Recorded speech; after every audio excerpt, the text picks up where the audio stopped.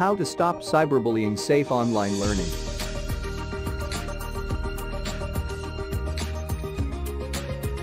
Do you feel unsafe while studying online? Here are some tips to stop cyberbullying. Don't victimize yourself.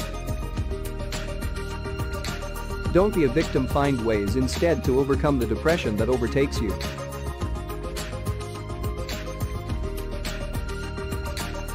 Stop responding.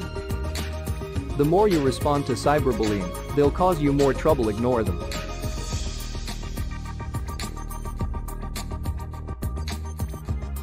Reach out for help. Talk to your parents or teachers. Tell them how you think about cyberbullying and find solutions. Protect your accounts. Don't share your passwords, keep them to yourself, and protect yourself against cyberbullying.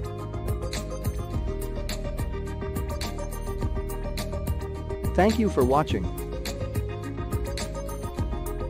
For more, www.homeworkminutes.com